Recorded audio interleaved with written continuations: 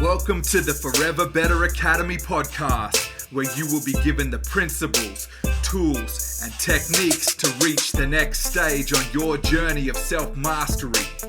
Who could you become? I'm your host, Wade Vincent.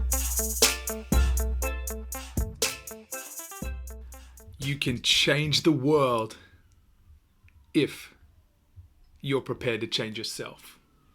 My name is Wade Vincent. Welcome back to another episode of the Forever Better Academy podcast, where we share the tools, techniques, and principles that will help you to become the best version of yourself. So today, the revolution will be internalized. Now, this is a powerful one. This is one that is very, as many of the episodes are, but this one especially is very close and near and dear to my heart because this was a crucial paradigm shift for me in my life that changed not only the course of my life, but also my feelings on a day-to-day and how I experienced life, right? So when I was younger, I was, and still to an extent, but very much that youthful energy, and I was an idealist, right? And there's a lot of things that growing up as a young man, this is and probably for young women too, I guess, you look at what's going on in the world around you and you try to understand it as best you can, and you want to learn to navigate it safely, and once you start to understand how to do that, then it's a matter of how do I make my mark, what's the impact that I can bring to the world and society at large. So very much I spent a lot of my youth really looking for change to occur outside of myself, right? I was always, I guess you could say, outsourcing the change that I wanted to see in the world, and I pretty much it was almost like I wanted things to change and people to change, but what I didn't understand at the time was those people are also living their lives, and they're not going to alter or change the way they live to suit me, because how they live is what's best for them. So it took me a little while to sort of get my head around that and grasp that as a concept and as a thought process, right? So I was very much frustrated. So if you think of like the typical, youthful frustration and the desire and want to do better and make a difference in this world, and things should be right. This isn't the way it should be, right? So those feelings are important. I look at it now as a sort of an older man than the period of time I'm talking about, and it was really an understanding that those emotions and feelings and ideas are really, as I see them now, a part of an evolutionary trait or a survival mechanism that encourages us to, I guess as a species, be problem solvers, right? So that's probably humans' greatest strength, is the ability to solve problems. Some might argue it's our ability to create them, but nonetheless, it's what drives us forward. When you see something that can be done better, that's why we build upon, the generations that came before, and each thing that they've put in place. It's our task to improve upon and make it better for the generations to follow. So I feel that that's a normal thing now. I look back at it and it's really just, I'd be surprised if most people didn't feel some sense of passion around wanting to make improvements with, or place their stamp on life and make it better for the people to come. So very much I was fighting against other people who were living their truth, right? And that's important to know. It might not align with my truth, but it doesn't really mean that their truth is any less valid or or my truth has any more importance than theirs. So everybody is trying to make do and get by and survive through this crazy world that we've been thrust into, and understand it as best we can, right? So me expecting them to live their lives to suit me was it was naive. You're a young man, you don't understand, and too much of that is projected outwards. Like I spent so much time, this is, and if you've ever read any philosophy where they, there's a overarching theme of looking inside. You go inside to fix, you don't go outside. Everything that you have is contained within you. Everything you need is contained within you, right? So not knowing that, or not being aware of that, or understanding that, I took that approach of everything external, and I don't think that's a wrong approach for that point in a young person's life, because you almost have to go through these motions and the steps to understand and learn from them. You can't jump to chapter 7 of the book and expect to understand what's going on if you haven't understood the foundation from the first chapters, right? So I like to look at it in that way. I don't think it's a problem, that approach. It's a necessary part of the bigger picture, right? It's easy to zoom down and look at sort of your early 20s and think that you understand it all, or that's the whole picture, when it's really just part of the entire journey, right? So learning to look inside is a huge turning point, and especially was a huge turning point for me. It's vital to do so. You cannot expect to change or solve the problems of the world if you consider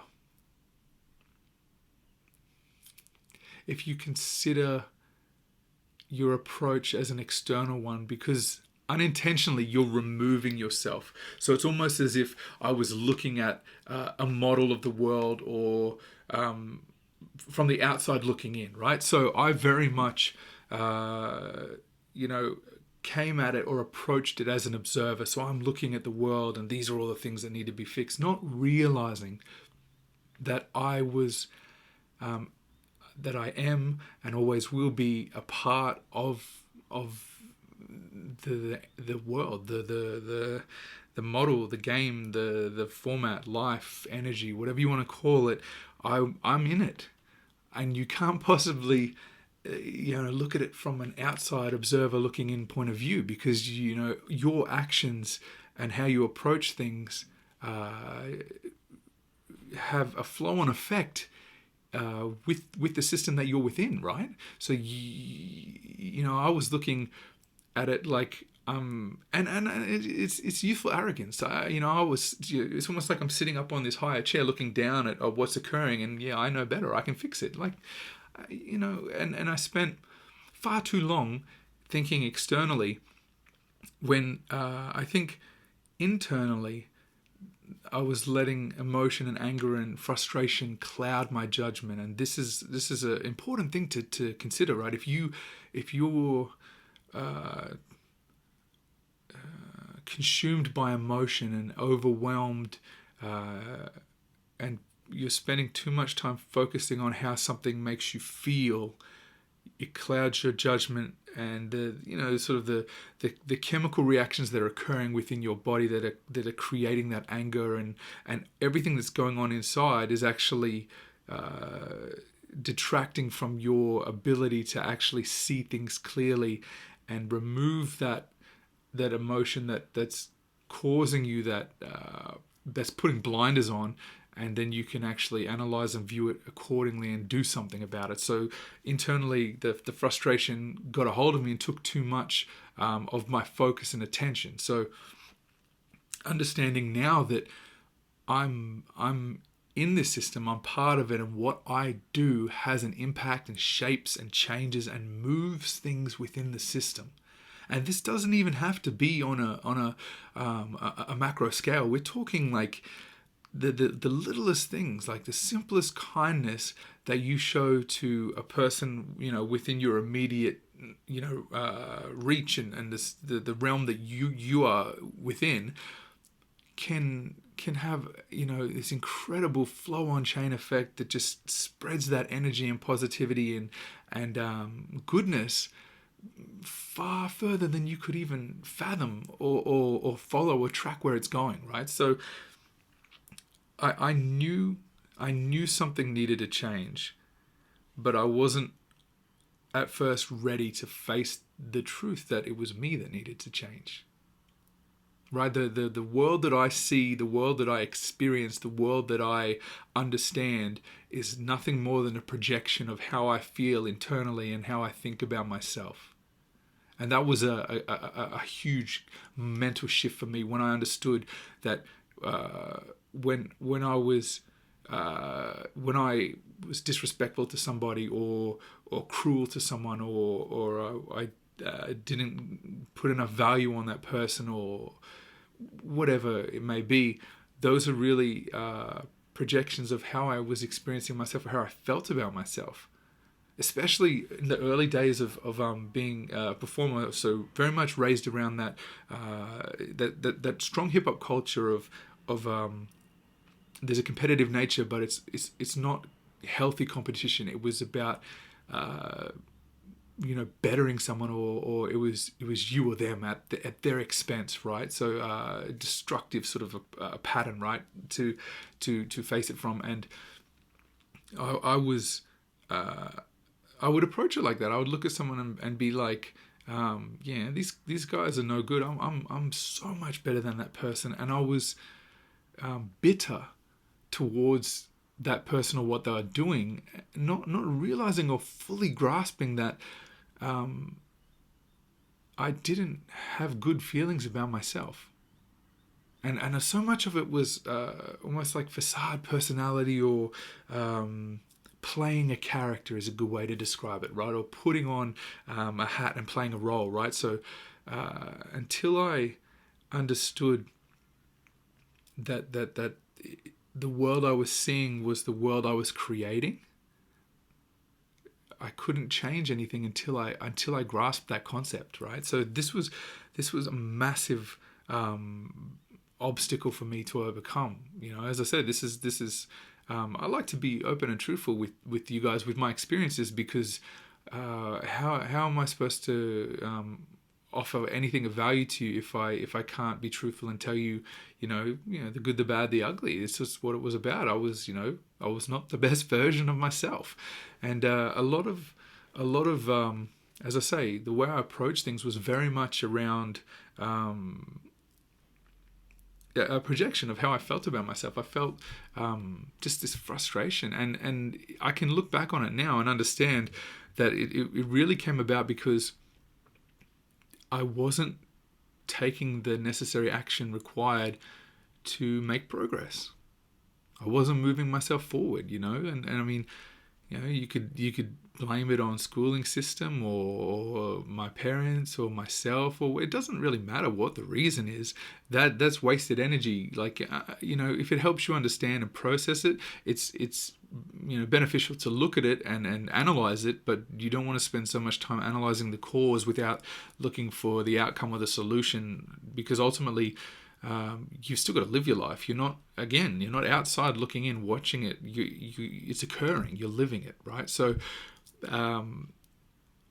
when I shifted my focus from the external and did the complete 180 and turned the mirror to myself, right, and really started to look at myself, I started to understand if I can start with the thing that I can control and change, myself, my whole world changes, because as I say, it's merely a projection of what I'm believing internally. So as soon as I had that aha moment, right, and took the pressure off off myself or took on the responsibility that I was avoiding, that I wasn't aware I was avoiding, right? So I'm looking outside expecting to change the world and I want to fix all these things, but how do I do that? I have to fix and change myself. I am the world. You are the world. We're little pieces. We're all, when people say that we're all connected and everything works together, it's not like a mystical or woohoo or this like fantasy magic. It's real. You know, everything that we do is we're all connected to each other. We're just energy. You know, energy can't be created or destroyed, right? So when I take that time to realign and refocus that energy and how I'm putting out energy into the world, I start to see the world in a different way. And it's not, it's almost like the energy that you put out surrounds you. So you're putting energy out into the world, whether it's positive energy or negative energy. And when you do that, beyond it infiltrating, the world around us, parts of that energy stay around us, almost as if like, if you could consider like, yourself as say a planet with the atmosphere around it, right? That energy, that force, people talk about seeing other people's auras, right? That energy is, you're exuding energy all the time, right? And then that energy clouds you. You're looking out into the world through that cloud, through that mist, through that lens, right? What lens are you perceiving the world through? So have you ever noticed when you're around someone who's like when you're around someone who's very negative or bitter or always like judgmental or just, you ever notice how you don't enjoy being around that person and you start to sort of, it rubs off on you? You start to feel a little bitter and resentful yourself, and when that person snaps at you, you find sometimes you might snap back and it's completely against your character. It's because that energy that they're putting out is you're being exposed to it and it's rubbing off on you. And the same occurs with that good energy, right? When you're putting out the positive energy, you're projecting. I can't think of a better word, but that good energy around your how you feel about yourself, how you see the world. Are you optimistic? Do you feel hopeful? When you put that out, that spreads, and other people you'll find. Every single one of us can. If I ask you now, think of a person that makes you feel incredible when you're around them, and you just want to spend more time around them. I guarantee you've already got someone in mind. You're probably already thinking of that person before I even finish saying the sentence. There's those people that just have that aura. And the beautiful thing is, all of us can do that. It's not just, people aren't just born with this charm when they walk in a room that they command that attention or they draw people into them. Those people work to become like that. Some people, might start closer to that or learn those traits and how to project that positivity and good energy earlier on in their life than others. But every single one of us is capable of putting that energy into the world and into the universe. Now, once I realized that, as I said, I held that mirror to myself and I could look internally and see that I was creating my world, And to sort of on a sidetrack to that, this is part of when people talk about manifestation and creating the destiny you want. This is all part of it. This is ground level of creating that. You have that power and that ability. We all do. And when you start to dive inside and dig into being the change you want to see in the world, right? As I say, the revolution will be internalized. You have to dive inside. You have to go inside, and it's hard. Sometimes you don't like what you see. It's so easy to avoid doing a self-audit when you know that you're not necessarily going to like what you see when you do it. Now, I just when I did this, I remember just being sort of disheartened with myself, or there was this, like, it's twofold. Like, there was this disappointment that I'd gotten myself to this position and where I was at the time, and who I had become. And then there was also a sense of optimism, because I realized that first uncomfortable step is always the hardest. And even though I didn't like what I was seeing and learning about myself, I was moving in the right direction for the first time in a very long time. And once I started to dissect my beliefs and my behaviors and my thoughts, I was able to then look at how I was behaving and understand which of those things were beneficial to my life and which of those things weren't beneficial. Which were the ones that would serve me well, make me feel good about myself and my world, and make me more liked and feel more connected. And that's another thing too. When I've spoke in the past in previous episodes about my frustration around society and how I saw things and the structure, and I didn't want a part of it, my energy that I projected said that to people. Like when you're with someone and you can feel whether this person's a good person to be around, or there's a danger, or you're not safe, or something isn't right. That's your instinct. You feel it in your gut. You know that saying? And it's not a cliche. It's there. It's real. You feel it in your gut. You know certain people you should avoid. And I was projecting that I didn't want to be a part of it. So naturally, when people felt the energy I was giving off, they understood. Stay away from this guy. Guarantee it. I guarantee there was people that didn't want anything to do with me. It probably still is. That's life. Who knows, But right now, all I know is that I have looked inside and I can understand that my actions led to the world I'm experiencing. And it doesn't matter what situation you're in, whether you've got more opportunity or freedom or less, you're in charge of how you approach it and how you feel about it, and how you make others feel about it. So I did this self-audit. I looked at myself. I started to really break it down and look at what was serving me and what wasn't serving me. And all the things that I didn't like or weren't beneficial, I removed them. And that's key. That's important. You have to remove those bad traits, those bad habits, those patterns and behaviors.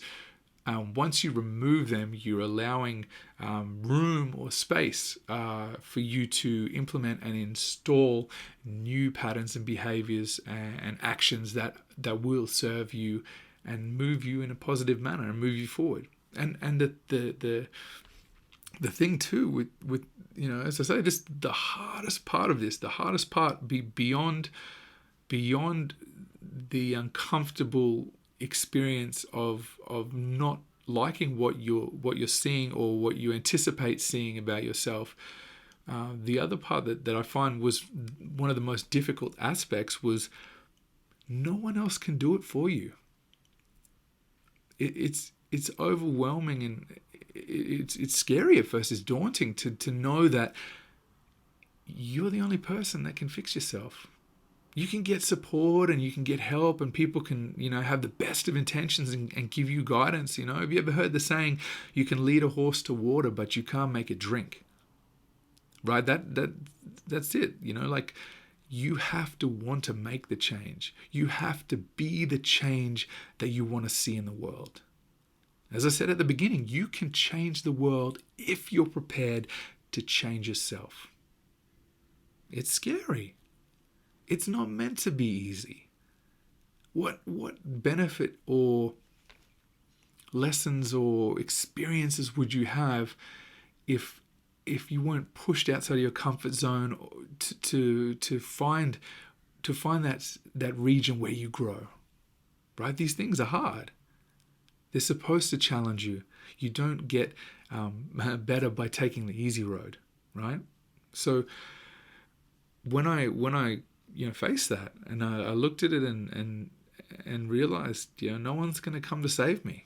I've got to do this for myself. It was probably a period of at least 6 months of just uncertainty and I guess a fear or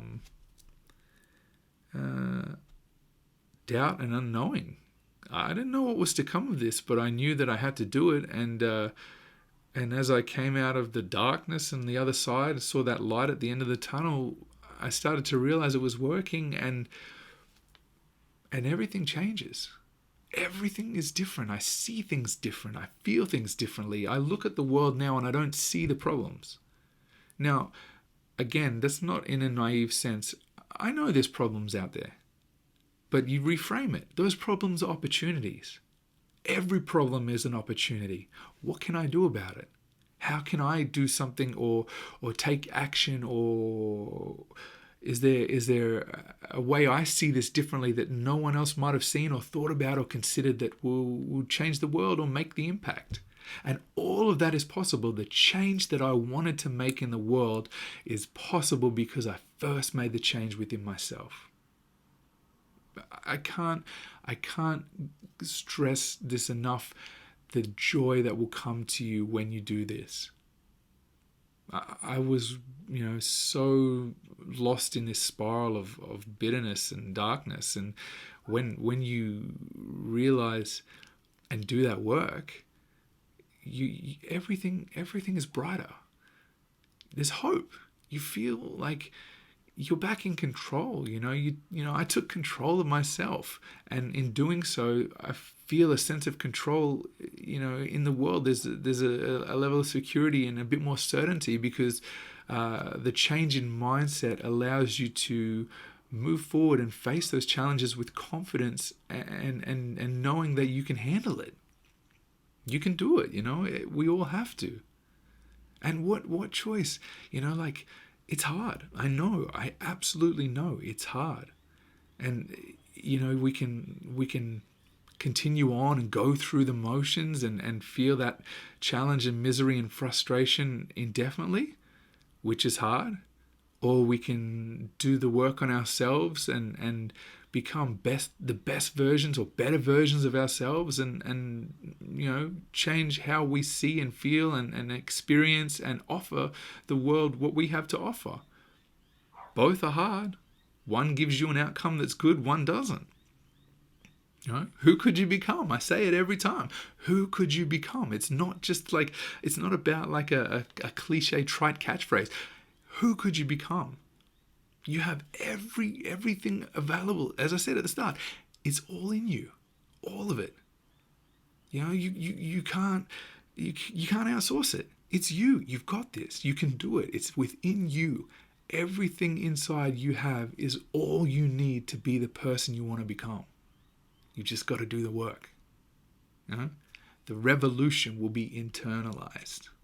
All right, guys, this is great. I love this very much. I'm enjoying this process, and I hope that you've got something from today's episode, and it's made you, if you're not in that place where I was in frustration and darkness, maybe it's made you think a little differently. Maybe it's given you a new way to consider things. If you think this is valuable and useful, or someone that it would be useful for, please share it with them.